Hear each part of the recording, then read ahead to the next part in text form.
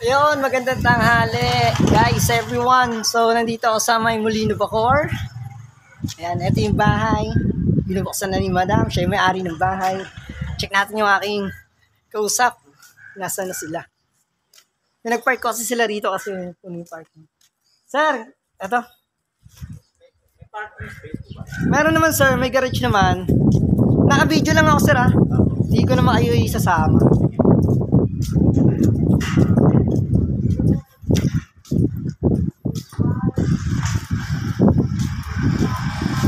Wala naman garage nito sir, kahit dalawang sasakyan.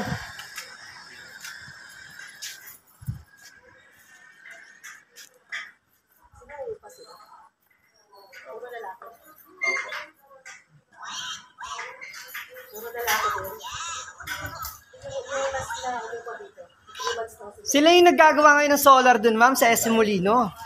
Napansin nyo? Mga solar panel.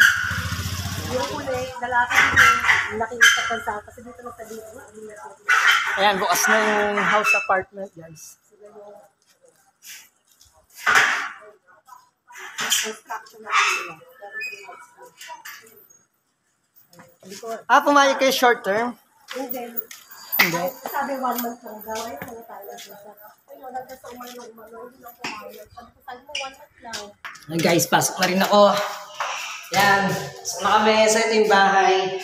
Ito kasama na to. Include na to. Elements sa counter naman. May minibar dyan. Ito yung kanyang parang kusina na rin yan. Diba? Ay nabahala dyan. Pero ito talaga kanyang kusina. Yan. Itong ref kasama na rin to. May natingin. Ito yung CR niya. Ayan. Tignan nila. And certain tignan yung sa baba. Ito tayo sa second floor. 2 rooms to.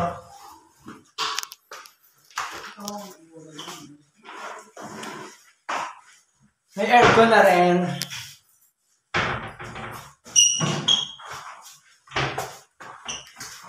So yun guys, ito yung kwarto na meron ng aircon provision. Ito yung aircon provision niya. Binitin ko kayo, no? Yung kabilang kwarto pala yung may aircon. So tignan natin. Dalawa kasi yung kwarto nito. Ito yung kanyang aircon. Ayan. Kasama na yan dyan. Pwede nang gamitin yan dyan. Meron din ito lock bed. Meron din ditong foam. Meron din bed frame. Sa baba naman, syempre, di ba? Nakita nyo naman naka-tiles. Maganda yung bahay. Simple, maayos, presentable. Di ba? Napakaganda nitong house apartment sa Bacoor City, Cavite. Up and down with 2 bedrooms and 1 bathroom. Ready for occupancy. Pwede nang malipatan kaagad. So yun guys, ito yung kanyang garage. Ito yung kanyang parking garage. Kasya dito kahit dalawang sasakyan. So, meron dito pintuan papunta sa kusina. Ito kanyang kusina. So, napaka-ayos, di ba? Kasi merong air ventilation. Mahaba yung cover top sa built-in cabinet. Tapos kasama na rin itong ref kasi semi-furnished itong bahay. So, ito naman may cover tops din dito. Meron din cabinet. May mesa. May minibar. Nakabili yung flooring ng bahay. Binili yung materials.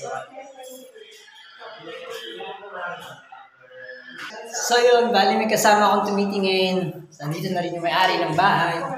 Nakaset to guys. Actually, walang minuto na sayang. On time, walang sayang. So, ganito po yun kapag kailangan nyo ng tulong po. Diba? Ayan. Kung gusto nyo magpasama sa mga pinusong bahay, ito lang yun. Ilang yun yung schedule. Pakita ko sa inyo ha. Papakita ko sa inyo. Ayan, nandiyan sila.